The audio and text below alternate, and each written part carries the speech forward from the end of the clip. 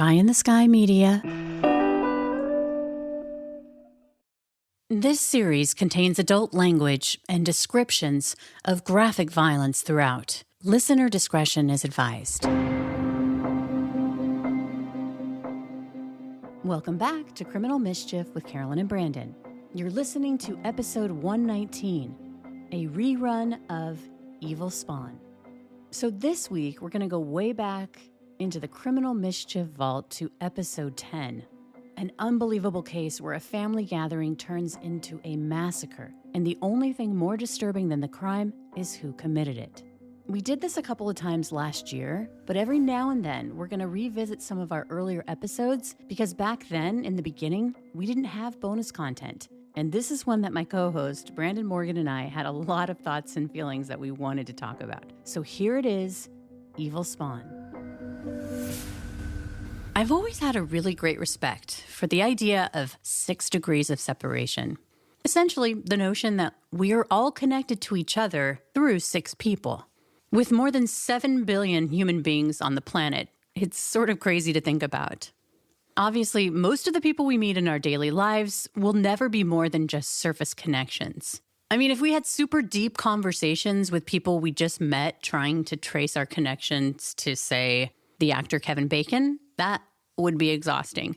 And that's really not what intrigues me about the principle. I guess for me, what I extrapolate from this idea of being connected through 6 people is the way it relates to storytelling and how unknown connections bind us together. The things that we've experienced and the people that we know have the power of connecting us all. But it is a special feeling when these connections manifest themselves with pitch-perfect timing, when someone swings into your orbit, and without even trying, these deeper connections are revealed, as was the case with Joyce and I. So I'm Joyce Walters. I'm the executive director of InvestEd, which is an educational nonprofit that serves students statewide.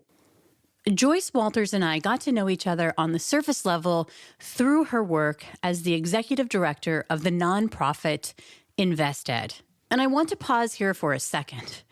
I want to give a plug for organizations like InvestEd and the people like Joyce who quietly do the work without paying attention to see if anyone's watching. What I mean by that is that InvestEd and Joyce help kids in the Pacific Northwest. Say a kid comes to school with holey shoes. InvestEd empowers his teacher to reach out to their organization and just say, hey, I've got a kid who needs shoes, period.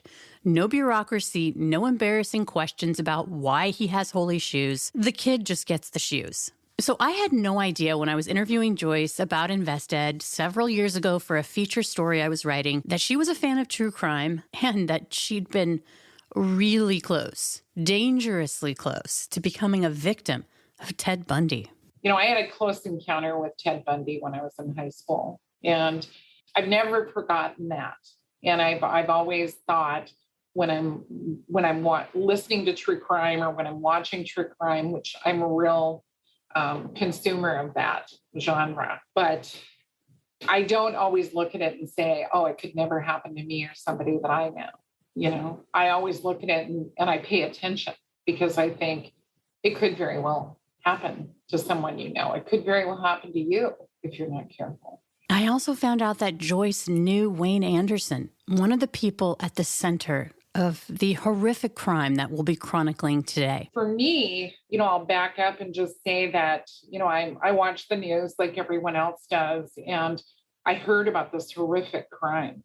And it was shocking. You know, it's like the holidays, you're with your families and everybody's kind of on their best behavior until, you know, Uncle John has had too much to drink at the table or whatever. But usually, you know, you make it through the holidays just fine. And hearing about this horrific crime as it was unfolding and then following the news about it. And then when they started to put the pictures up, and I realized it was Wayne. It was somebody I worked with. Wayne was a well-respected Boeing engineer who loved his family. Wayne was the kind of guy who he was quiet, very kind, and very, very thoughtful. And was always very engaged. He had a very analytical mind, and he could think through a problem very quickly and just very respectfully offer his opinion, but was never pushy about it. Anytime I called him and asked him for help, he was right there. He had a great sense of humor. and was very well respected by everyone. It sounds like you had a professional relationship, but you were cordial and friendly. Did he ever talk about his family or his wife or what she was like? Oh, yeah. Oh, I mean, he had pictures of his family on his desk, and we would talk about them. And if it was time for the holidays, he would always talk about what he was going to do with his family, or he was always very open about them. When Joy saw the news footage back in December of 2007, she just couldn't believe it. As you were talking and I was listening to you, it struck me as like they would probably be the people that you would least likely to ever think that something like this would happen to them. Oh, out of all the people I've worked with in my career, I mean, I never would have thought anything like that would happen to Wayne. He just seemed, on the surface, it just seemed like he had, a really loving family. He seemed, he was the kind of person that you would assume would just be kind of that steady Eddie kind of guy that, you'd love to have as your dad or you'd love to have as your neighbor. And it's certainly, I loved having him as someone that I worked with. But out of all the people I worked with, I never would have looked back and said, gee, yeah, that makes sense that it would be Wayne. I think that's what was so shocking for me. When I heard the name, I thought Wayne Anderson is a fairly common name. So I'm not going to jump to conclusions and assume it's somebody that I know, right? Yeah. But when they put the pictures up, I was literally shocked. I mean, I had never seen any indication that there were any, problems in his home life or anything that would indicate he was in any kind of trouble or, there was conflict going on at home or anything like that. I never would have suspected that. And here's the thing about that 6 degrees of separation that I've been talking about, and how I believe that our collective empathy draws us to these true crime stories, because the Andersons were like so many of us. It's not so much about understanding the person who did it, because, there's just a whole thing going on in their brain that you're never going to be able to get inside that, right? But for me, especially with like Wayne's family, to understand that innocence of going through your life and doing what you're doing and cooking your turkey and wrapping the Christmas presents and getting the house all cleaned up and, Christmas music playing and things like that. And, to have that sense of innocence and have no idea that evil is about ready to visit you, and I think I can relate to that because I was a young girl in my teens, just going about my life. And, I came so close to not being here talking to you today, because if I hadn't had the hair on the back of my neck stand up, I could very well not be here. And I think that for me, I have tremendous empathy for the victims in the stories. And I think that, it's almost like a sense of respect listening to their stories. And, especially when they're presented in a way that's really respectful to them, but understanding that sense that they're just going about their lives. And, there was the carjacking victim that, his wife had hired someone to kill him in West Seattle, I think it was. And the guy's just driving to work. And somebody opens up the door and pulls him out and shoots him and takes his car. It's like, I have tremendous empathy for him. It's not as important to me to understand the perpetrator as much as it is the victim. And to feel that sense of, I think I'm part Native American, and I think there's just that sense of being a witness and standing with someone. And even though these people are gone, like Wayne and his family are gone, it's still a sense of respect and being a witness to what they went through. That's the power of these cases, what the victims go through and why we share their stories. Because Judy was just wrapping her grandchildren's presents in her sewing room, the smell of a roast in the oven filling up their comfortable home, while Wayne was just tooling around, sprucing up things for the family gathering that they had planned for Christmas Eve 2007, not having a clue that evil was headed their way. 911. There's been a murder. In the other room. There's a baby and a man and a woman. Judy's best friend, Linda Teeley, abandoned her car alongside the private driveway that wound up to the home of Judy and Wayne Anderson. The Anderson property would be considered Pacific Northwest country.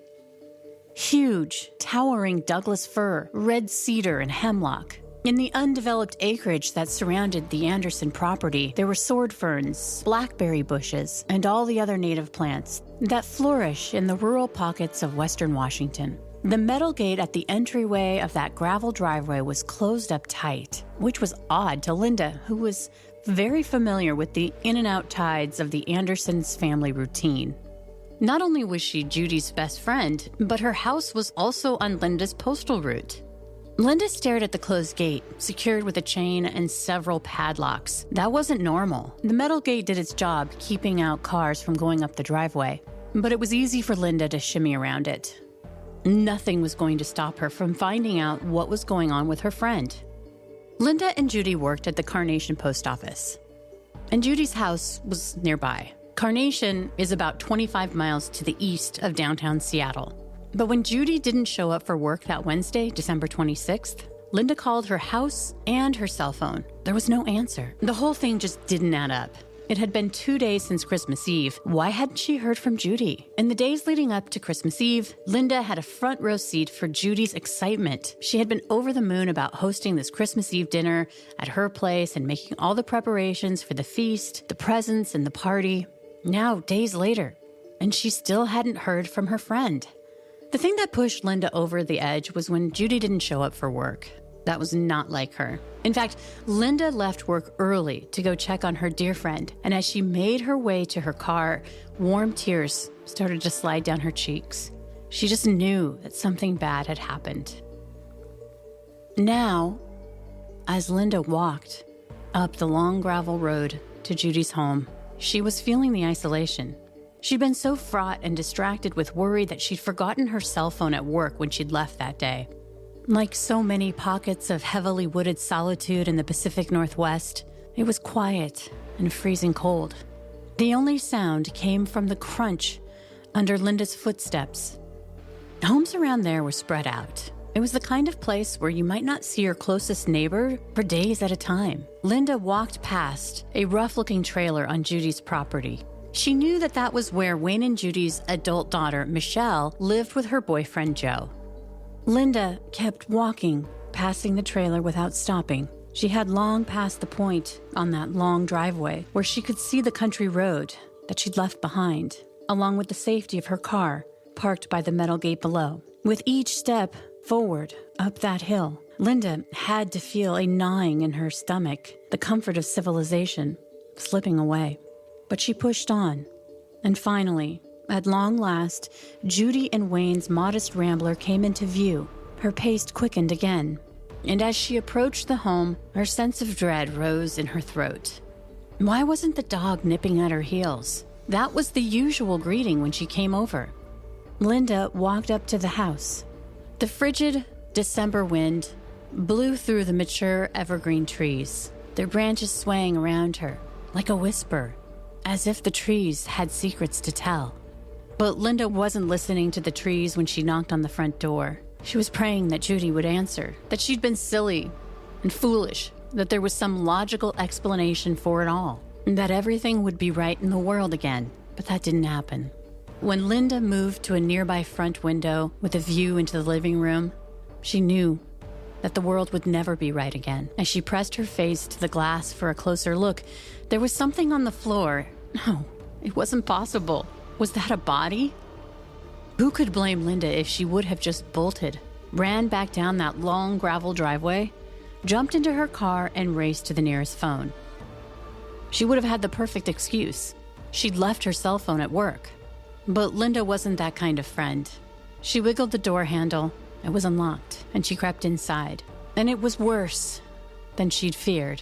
A sight that would rock Linda to the very studs of her existence as she took in the bodies of 2 adults and 1 child.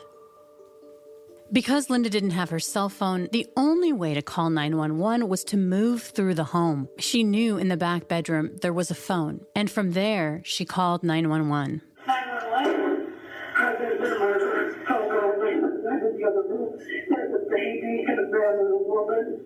The audio's a little rough, but Linda says, "Oh God, there's a baby and a man and a woman, and she's my best friend." Linda thought the two adult bodies were Judy and Wayne. The man's laying on the floor, the baby, he's only like 2 or 3 years old. A male and a female. And a baby. His name is Wayne, her name is Judy. Okay, can you just see, are they cold? Okay. The operator told her to go back into the living room and check for a pulse. Despite being terrified for her very life, there was a real practical reality to that fear. The killer could very well still be on that property at that very moment, and her chilling premonition would be recorded. The gate is locked, which makes me wonder if her daughter did it. Which is scary. Because then I might be up here with a murderer. I know the one daughter's been slightly unstable. It's incredible to think about it. Linda's nerves and a little coaxing from the operator, she stayed put until police arrived at the scene for more than 35 minutes in that back bedroom. When the deputies arrived in the light of day, the horror of it all was beyond comprehension. 3 generations of the Anderson family, including 2 small children, had been murdered. Wayne Anderson's lifeless body had been drug into the backyard and covered with cardboard. In a nearby shed, deputies saw Judy Anderson's body, her denim pant leg visible through the shed's cracked open door. The 2 adults that Linda had discovered in the living room weren't Wayne and Judy, but their adult son Scott and his wife Erica. The child was their 3-year-old son Nathan, but what Linda didn't see was that Olivia, their daughter, was found behind Erica's body. It's believed that Olivia had burrowed under her mother, most likely trying to get away from the shooter. Wayne Anderson was 60, Judy 61, their son Scott was 32, his wife Erica was also 32, and their small children, Olivia 5, Nathan 3, had all died from gunshot wounds. Retired King County Sheriff John Urquhart, who at the time of the crime was a public information officer, says that when officers arrived at the Anderson home, it wasn't clear why the Anderson family had been targeted or by whom. What was it like when you got there? The bodies were still in place, and they would stay in place, in this case, probably for 2 or 3 more days while we do the investigation. These are exceedingly complicated investigations from a forensic standpoint. I mean, we have to map and photograph and diagram, and there's an awful lot that has to be done. Remember, the bodies are 2 of the bodies were in a back outbuilding, and the 4 of the bodies were still in the house. It didn't take long for the King County Sheriff's Office to mobilize at the Anderson home. It was a controlled chaos. As the crime scene perimeter tape went up, droves of police cars lined that country road as news helicopters flew overhead. Media vans camped out as reporters broke the news live from the road, updating a stunned community with bits of information that slowly trickled out. Urquhart says, given the circumstances, it was a shocking murder scene, the worst in his entire career. You know, we hear a lot about the kids in this because they were literally toddlers. And like I say, I've just as a patrol officer, I've gone to many homicide scenes. I've investigated homicides as a plainclothes officer, and as the public information officer for over 10 years. I went to almost every single homicide in King County. This one bothered me more than anyone else. This is literally the only homicide I've lost sleep about, because of how the kids were killed, which I obviously have personal knowledge of from talking to the detectives. So it's interesting. I've always thought about that just from that standpoint alone. More after a word from our sponsors. I am always looking for ways to incorporate water into my life. I get it. It sounds pretty dramatic, but seriously, I have a slightly healthy obsession with drinking coffee. So I'm always looking for ways to build healthier habits for myself, which includes staying hydrated throughout the day. And so if I'm going to put down the coffee, I want to make sure I'm drinking healthy water, which is why you've got to check out AquaTrue purifiers, which use a 4-stage reverse osmosis purification process. And their countertop purifiers work with no installation or plumbing.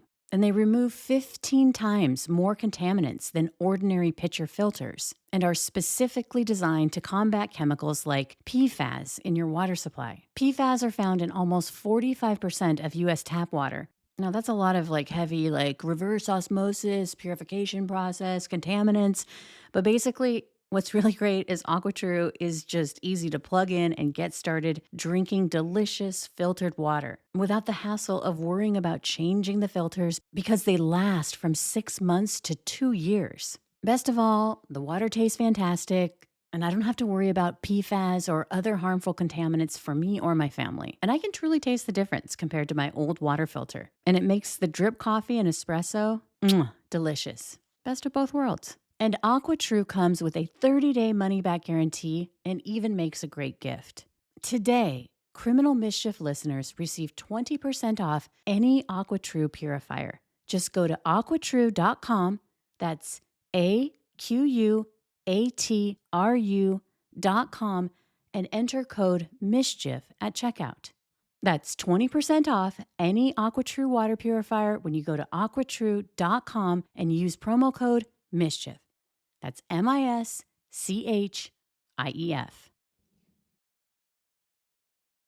A few hours after police had arrived at the Anderson home, walkie-talkies began to squawk. Word spread to the command staff positioned near the top of the driveway closer to the Anderson home that there were 2 people in a truck at the metal gate, and they were asking officers posted there to be allowed to go home. The driver of the truck identified herself as Michelle Anderson. Riding shotgun was her boyfriend, Joe McEnroe. Michelle explained that she was Judy and Wayne's daughter, that they lived in the trailer on the property. We knew that they lived on the property and they were gone, but we didn't know why they were gone or where they had gone, and had no reason to think that they were the suspects. Michelle and Joe were directed to park their truck on the side of the road. When they walked to the gate, a plainclothes officer escorted them up the gravel road on foot. And they make their way through this perimeter of parked cars and this gaggle of press that was huge, and walked up this driveway to get to our command post. So they're walking up this driveway, presumably to find out what was going on. From the sidelines, a media videographer captured footage of Michelle and Joe from behind as they walked up that gravel road before they wound up to the house and out of sight. In a sea of law enforcement, the 2 looked out of place. Michelle was dressed in black shorts, a black shirt, and black boots. She had long, mousy brown hair and slumping shoulders. Joe wears a gray t-shirt, black jeans, with a dangling wallet chain, a fully engaged law enforcement presence, as well as a cordoned-off press junket relegated to the rural sidelines, took in their every step. Urquhart clearly remembers watching them as they were greeted by detectives. I was told when they came onto the property, when they were allowed to come onto the property, that this was the surviving sister, if you will, and her boyfriend. And they're walking up this long driveway, and I'm watching them. And I thought to myself, these guys did it. Really? I thought, for no reason other than, I've been a cop for a long time. I've been a cop for 43 years. So at that point, 33 years, 32 years. And so I've seen a lot of suspects. And something about their body language, the hairs in your back of your neck, this gut feeling. And I had no reason other than that. I thought, well, 33 years. These guys did it. As Michelle and Joe stood telling police who they were, neither of them asked what was going on or if their family was okay.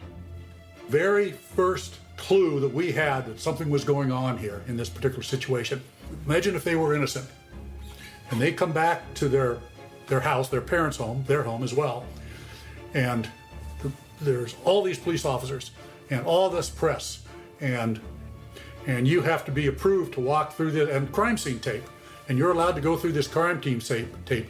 What's the first thing what's going to be the first words out of your mouth? Are my parents okay? What's going on here? What happened? Are my parents okay? Yeah. They never said that. Those words never crossed their lips. So of course the detectives are going, what the hell? That's just Crime, just crime 101, Sure. like, you know, Yeah, pretty much. act like you care. Detectives told Michelle and Joe that they wanted to speak with them separately. It was casually presented. They just wanted to get some information from them independently. They're not even taken down to the police station. Their interviews are going to happen on the property. Michelle is taken to a vehicle by a detective. Michelle, are you aware the statement's being tape recorded? Yes, I am. Do I get permission to do that? Yes. Okay. At the same time, Joe's with another detective in a truck nearby. Joe, are you aware that the conversation we're about to have is going to be tape recorded? Yes, I am completely aware that we And do I are have your tape recorded. Okay. Do I have your permission to do so? Yes. The questions are softball. Who are they? How they came to be living on the property. Joe explained that he met Michelle online and their relationship blossomed, so he moved from North Carolina to be with her. Joe explains that Michelle was living in a crime-ridden mobile home park where, according to them both, they'd been besieged by punks messing with them. Joe worked at Target, and Michelle had been employed off and on as sort of a security guard, and for a short time she'd worked at the post office with her mom, but that hadn't worked out. The previous year, Michelle and Joe's living situation had become so tenuous that Mom and Dad, that's what Joe called Judy and Wayne, that Mom and Dad had offered to let them come live with them to help them get on their feet. At the time, the trailer on Wayne and Judy's property was occupied by a long-term tenant. Eventually, though, when the tenant moved out, Michelle and Joe moved in. Mom and Dad helped us move. That'd be Judith and Wayne. Yeah, Judith and Wayne, Mom and Dad. They were my mom and dad. Yeah. Yeah. We talked about I never met my dad, and my mom ruined my credit and she told on me so much, man. Please, well, it's okay, Mom. Sorry. That's okay. This is my family. And they helped us. They brought all the stuff up here. We went and put all the stuff in Shell's old room. And we lived in there for a little while. And she was working at Nintendo at the time. That's okay. So they ended up moving And- with Judith yeah, and Wayne yeah, for a while. yeah. How long did you live with them? We only Rough guess. months. Now, would that be in the house here? Yeah, that was in the house up there. So Michelle and Joe had been living rent-free for about a year. Both were unemployed. Joe had recently quit his job at Target. So they told investigators that it was the perfect time to drive to Las Vegas and elope. In fact, this was something they had told Mom and Dad about on Christmas Eve before they left.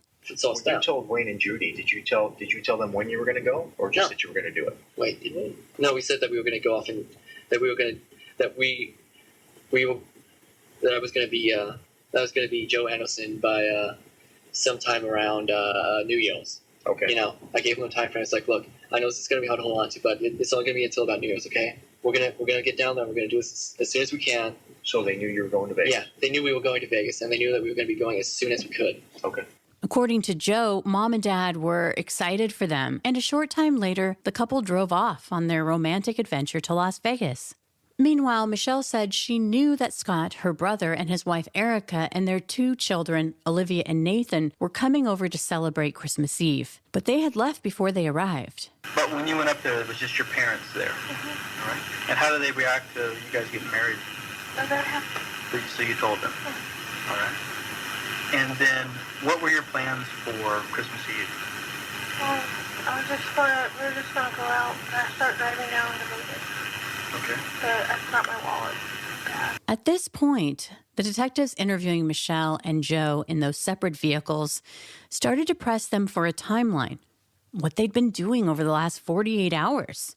But what they were saying independently wasn't making a lot of sense.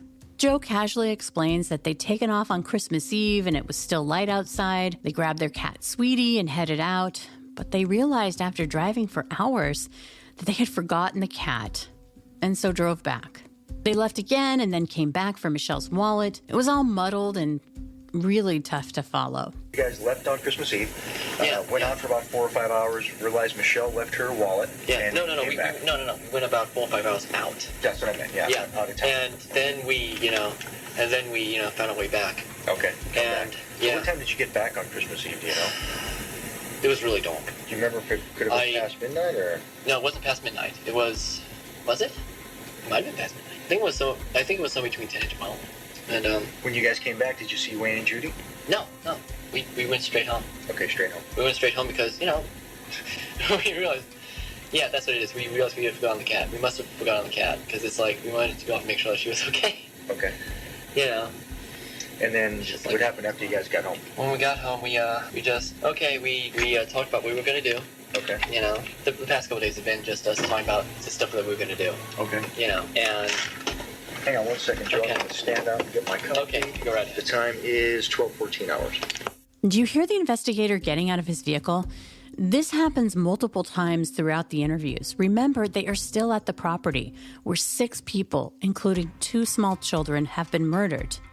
And this is important because as the interviews are being conducted, the crime scene is under a microscope, which means these detectives are getting real-time information about what happened based on the position of the bodies and the forensics. And the detectives speaking with Michelle and Joe are also taking breaks to confer with each other. In Michelle's version of events, she and Joe had driven back after hours of driving for her wallet and then left again because she wanted to come back for some fruit that was in the trailer. I wanted some of the fruit we left behind. Why'd you want fruit? You know, because we had so much in the trailer that we forgot to bring something. In your trailer? Yeah, Okay. What kind of fruit was it? apples and oranges. All right. And then we went back out. Okay, so you come back here and get the apples and oranges. Yeah. Did you talk to your parents then? No, I just went into my house to do that. Okay, was it dark when you did that? Yeah. So it was after, say, 5 o'clock or something. I didn't talk to anybody. We just went into the house and back Okay, out. but Michelle, I just want to get this straight. You leave your home sometime in the morning. You drive through Monroe. I don't know when we left, though. Okay, but let's say, was it before noon? No. Afternoon. Okay. 2, 3, what? I think like 4 or 5. 4 or 5. But you last saw your mom in the morning. Yeah. It's clear to investigators that their story separately and together is a murky labyrinth that doesn't add up. In fact, listening to Michelle is like being stuck in quicksand. Her whispery tone at times, it sounds like she's about to fall asleep when investigators try to pin her down on exactly what they did over the last 2 days. You came back for your wallet, came back for your fruit, Yeah. and you came back to assess whether you should drive to Vegas or not. Yeah. So you came back a total of 3 times. 2. I think it was 2. But we were out and we got lost, and I didn't have my wallet. At some point, to try to make sense about why they can't remember with much specificity as to where and how they drove, they are both asked if they were under any drugs or alcohol over the last 48 hours.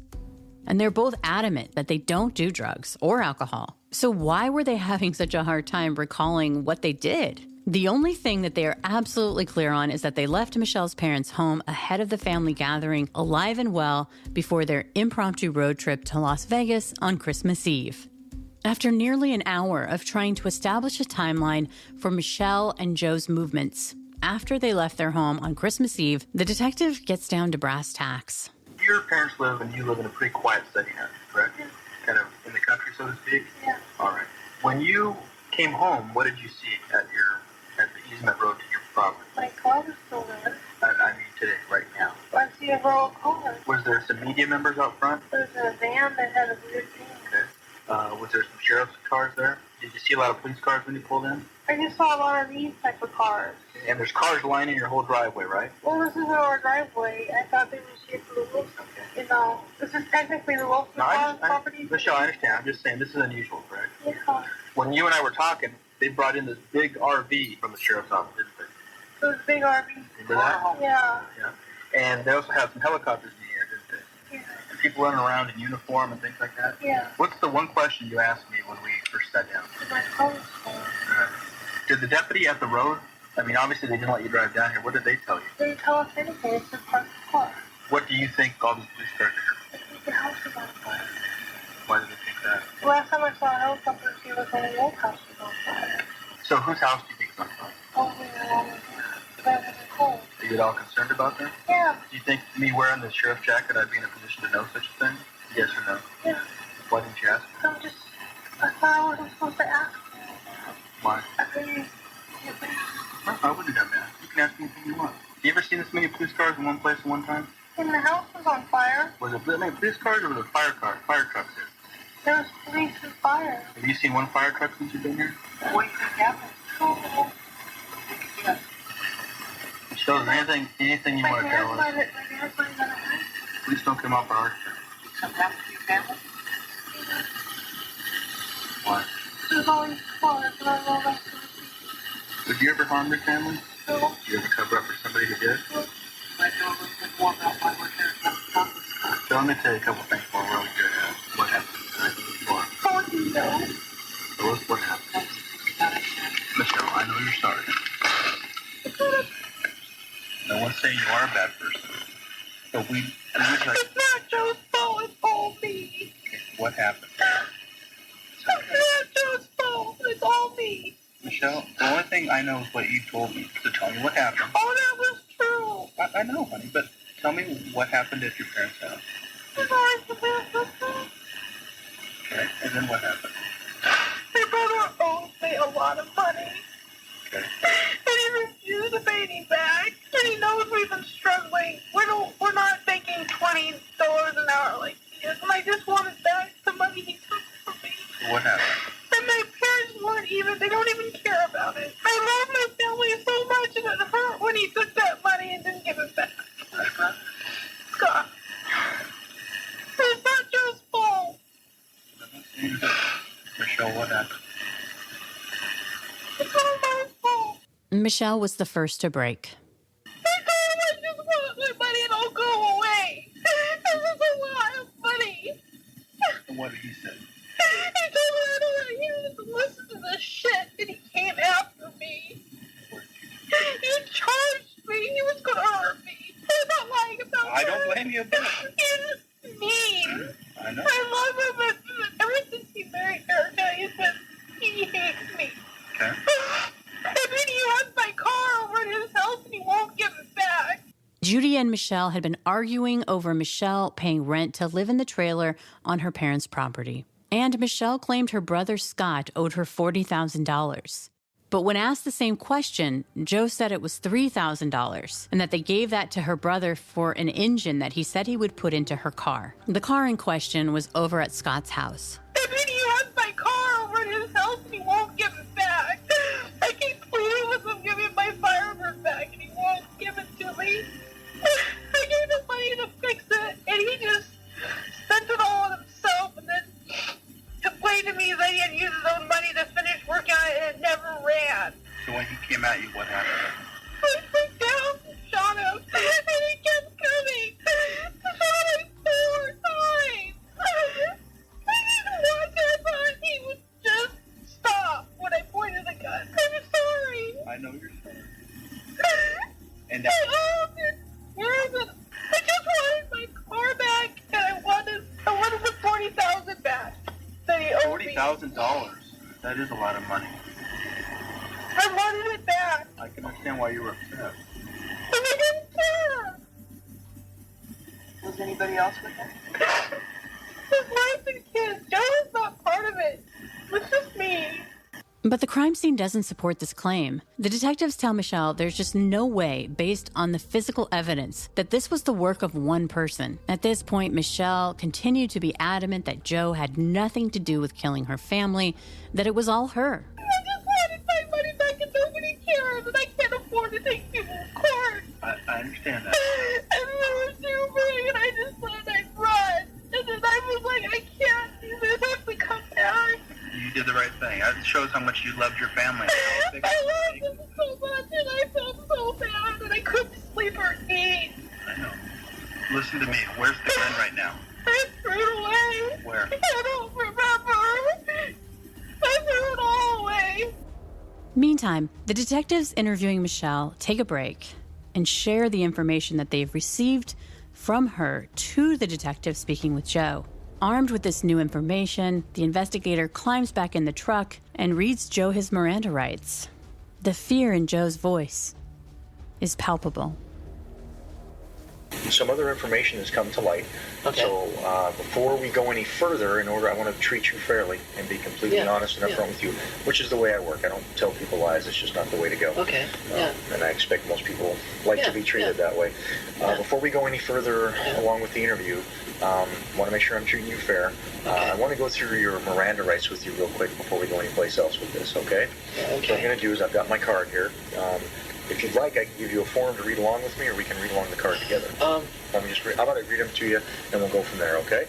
Does this mean I'm not going to be able to get married? What's that? Does this mean I'm not going to be able to get married? Oh, you can probably still get married. This won't affect that at all. God, thank you. Yeah, this is not going to affect your getting married whatsoever, okay? Yeah, okay. Let's go through your Miranda warning so then we can continue our interview.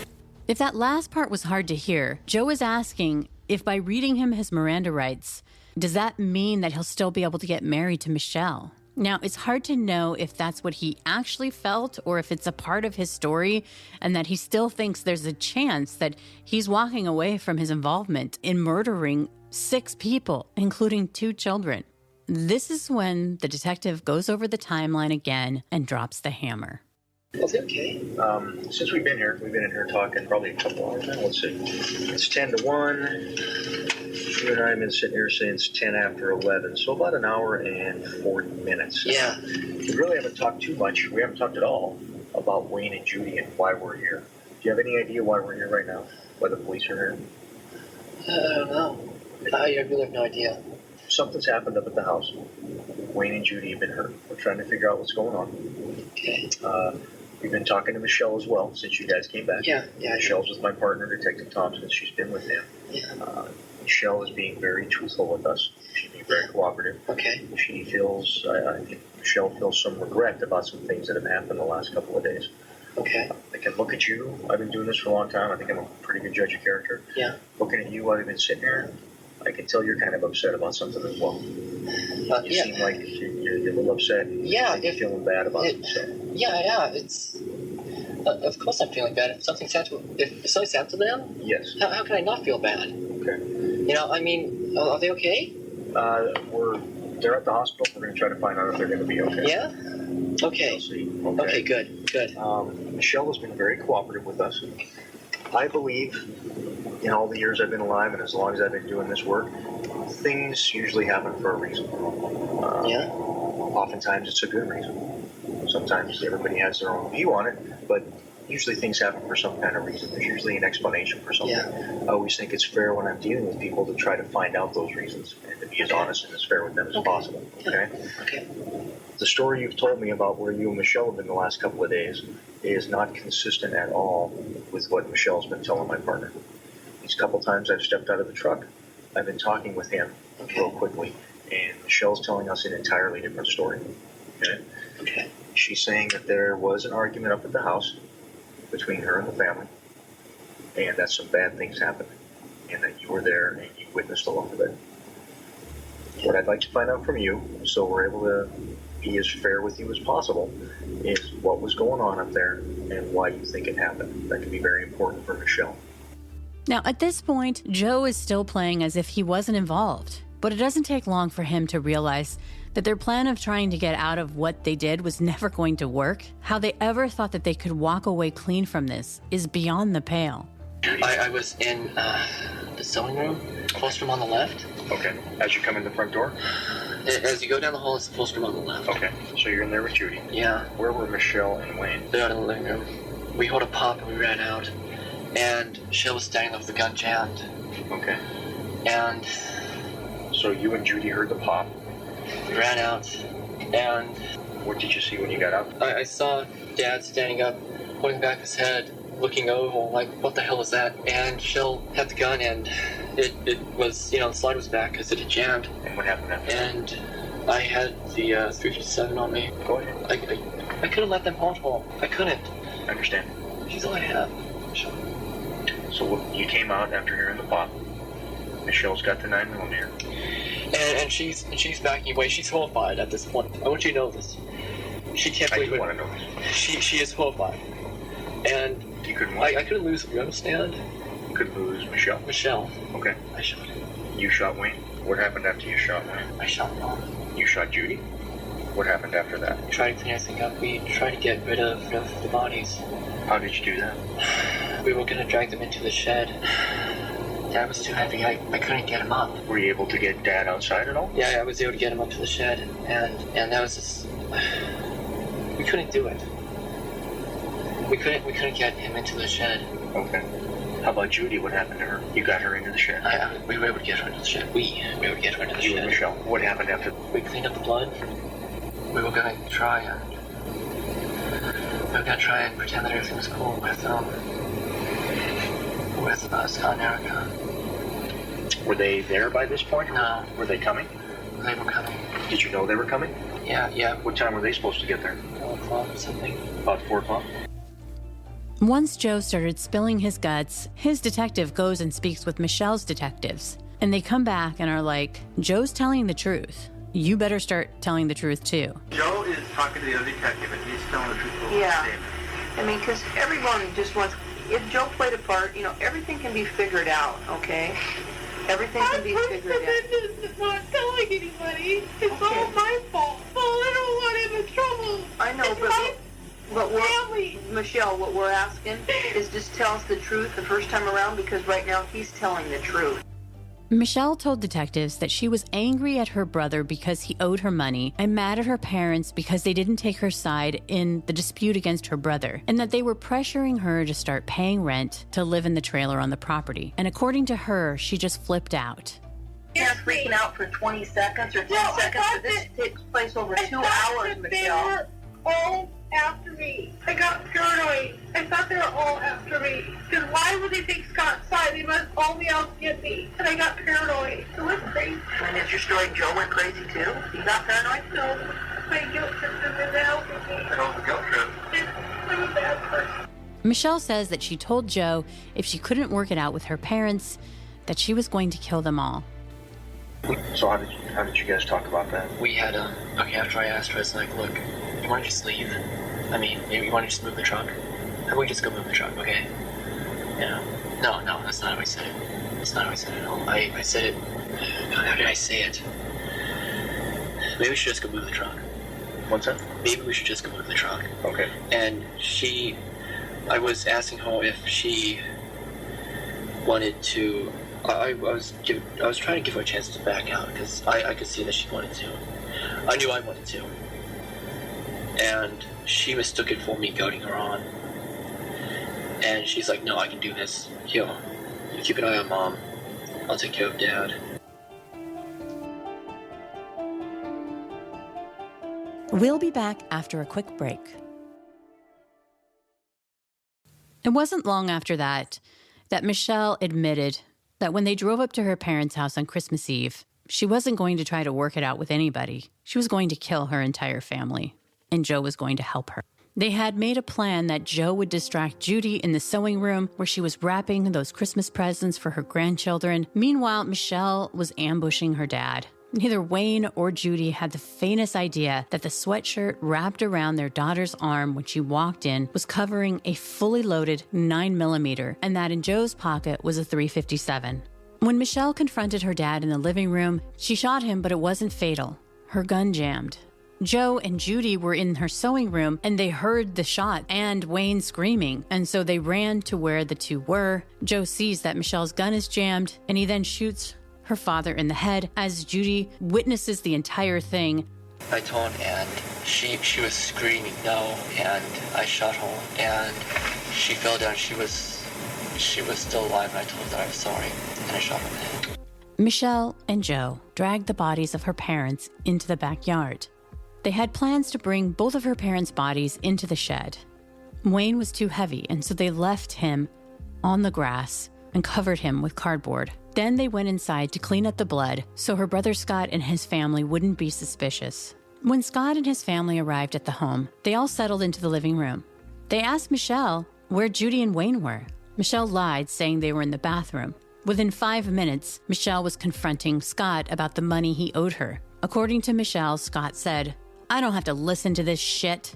At this point, Michelle opened fire on Scott and Erica. Despite being shot twice, Scott charged his sister and tried to wrestle away the gun. She shot him. Since she had the gun out, he charged. Okay. She shot him, and I think the first time she shot him in the torso. I think the second time she got him in the throat, because when I was pulling him back, I felt a hole. And she's using the .357. Yeah, because this was the whole thing. Scott died fighting for his family as he wrestled with Michelle, who was still holding the gun. I'm trying to pull him off of her, and maybe I shot him too. I don't know. Meantime, Erica managed to run for the phone. She crawled over the back of the couch and called 911 and was able to connect. He lunged over the couch even though he had been shot. Glenn Germany has 2 calls. Yeah. So she actually called 911 and she'd been shot. So who shot Scott what time? I shot Scott and Erica. And what about Joe? Apparently, Michelle ran out of bullets, and Joe went up to Erica and pointed his gun at her. Joe grabbed the phone out of her hand and yanked the batteries out, throwing them aside. He had heard that the 911 dispatcher had answered the phone before he disconnected the line. In a desperate plea to save her children, Erica begged him to stop, saying, "We love you. You don't have to do this." But her pleas had no effect. Why did Joe shoot the kids? How old are they? I didn't want anybody to see it. How old are the kids? I'm a bad person. Well, I want to know the ages of those kids that were shot. 3 and 6? What's the 3-year-old's name? Nathan. And what's the 6-year-old's name? Olivia. Is it? Sorry. Who told Joe to shoot the kids? I did. Are you sure? Did Joe shoot the kids? That doesn't make any sense. I said we have to kill everybody because I was afraid. And They see this and then they live like this the rest of their life. They're scarred forever. where were the kids shot? After Joe murdered Erica, he turned his attention to 3-year-old little Nathan. And I just want to warn you that this is going to be very hard to hear, so listener discretion is strongly advised. Before Nathan died, the little boy lifted up a heart-wrenching offering as he locked eyes with Joe and held up the phone batteries to him. I took the phone from Erica, ripped it open, and threw the battery. And I went to find, one of the things I wanted to find was the phone, the battery, and the back. I don't know what happened after Nathan picked up the battery, but he held it up and he gave me that look of complete comprehension. He knew, he understood. Now, had you shot Erica yet when that happened, or no, not yet? She had been shot at this point, but not fatally. Joe would admit shooting 3-year-old Nathan first, saying he was closer. Then he shot Olivia. After the massacre, the house was silent. The smell of pot roast, eviscerated by the gruesome scent of gunpowder and blood. But Michelle and Joe's rampage wasn't over. They turned their attention to that 911 call. They shut the metal gate at the beginning of the gravel driveway and put chains and a lock around it. There was a sign at the gate that warned to keep out. Would this be enough to deter any law enforcement that might respond to that 911 call? In the pitch-black night, Michelle would say that she went down the road and secreted herself within the woods to wait and see. It was a split second when when I ran out of bullets trying to unjam the gun, that she called the cops. Do you know what she said? It was a hang-up, and the cops were dispatched, but the gate was closed, so they didn't come up. How do you know they were dispatched? Because I saw them on the road. You saw them on which It road? was the paved one that leads up to the gravel. Because I just played, because I was freaking out. And then I came back, and I waited for them to come back, and they didn't. Later, Urquhart explains that the deputy who responded to that 911 call made a controversial decision that would ultimately save his life, although he didn't know it at the time. Could he done anything to save these people's lives? And based on the timeline, we don't think he could have done anything. But we did learn from our suspects that they knew he was there, and they laid in wait. If he'd come up that driveway, it's a wooded driveway, they were going to shoot him. On the one hand, many people think he should have gone up that driveway. On the other hand, we're also glad he didn't, because it probably could have turned out very badly for him. During Michelle's trial, the 911 call that Erica had heroically made was played in open court. On the witness stand, Erica's mom would tell the court what she knew was her daughter's last words during that 911 call. Whose voice is that? That's Erica. Can you tell what she is saying in that excerpt? Not the kids, no. After murdering 6 people, Michelle and Joe went down the hill back to their trailer on the Anderson property. We went home and we tried to relax. I couldn't even play a video game. I couldn't, you know? I couldn't even play a video game. Joe would describe their decision to come back. We were heading up to Canada. We turned back because he didn't want to be fugitives. Okay, we wanted to go off and talk to you guys, and either be okay or be screwed. And all that mattered is that this had ended, one way or the other. When Michelle's sister Mary was on the stand at her trial, she shared a harrowing conversation that she had had with Michelle shortly before the murders. She flipped out. She got really upset, angry. She says, I hate them. I hate Mom and Dad. I hate Scott. I just want to kill him, and I don't remember everything else. Don't tell Mom. Don't tell Mom. And I said, I won't. Of course, later that day, that was the first thing I did. What was the first thing I told my mom exactly what she said. Did you take her seriously when she said it? No, not really. No, of course. Who thinks somebody you grew up with and you love is going to slaughter your whole family? One can imagine that Mary is still haunted, not only by the fact that she lost 6 members of her family, but also because she and her children were planning to go over to Wayne and Judy's that Christmas Eve, too. I heard Michelle, is Mary going to be there? And I said, tell her, yes, I'll be there. Ms. Anderson, may I ask you, did you go to your parents' home on Christmas Eve 2007? No. And why not? I was sick. My youngest son and I, we were getting sick. Didn't want to spread our germs. After all the BS was stripped away, near the end of Michelle's interview in that police car, Michelle finally gives her reasons as to why she killed 6 members of her own family. Did you have thoughts of killing them, though? Or one of them?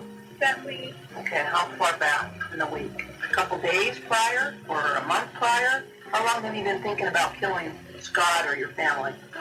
What do we guess? More than a week. 2 weeks? Is that why you went up there with... They kept talking about kicking me out. They kept talking about... Are they mad because you're not paying the rent? Or what? What's the deal? I'm not paying anything because we're trying to get on our feet. And But is that why they're mad at... Are they mad at you guys kicking you out because you're not paying? What makes them angry at you? They're angry that I want my money back from Scott. Because I kept telling him... Okay, but that's not a reason why they'd be kicking you out. Why are they kicking you out of the trailer? We had an agreement that I would live for a year, a little over a year, and then I'd reimburse him. And he just didn't want to stick with it. You owe your mom and dad money? They want me to start paying rent. Okay. And you haven't been paying rent. Is that why they're upset with you? But they told me I didn't have to. Okay. You don't have to pay rent, but I'm going to evict you. That doesn't make any sense. They want me to start paying, and we're not ready yet. Okay. So there's been some talk about you and your boyfriend not paying. Yeah. Okay. So is that upsetting to your dad that you haven't been paying? Yeah, because he gives me this timeline, and then he shortened it. Okay. So you've been under pressure. You guys got to get a job and stuff, pay rent, and mom and dad are telling you. I just want to get my money back from Scott. At the end of Joe's interview, we could have just turned around, went back down, and lived somewhere else. You know, clothes will be damned, and these guys could have lived their little lives by themselves, and everything could have been okay. And we realized that after the fact, and we both did, and we haven't been able to sleep at night because of that. That's understandable.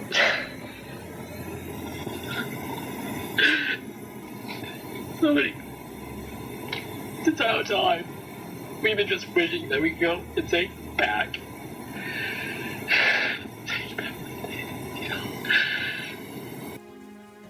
On March 4th, 2016, Michelle Anderson was found guilty of 6 counts of aggravated first-degree murder.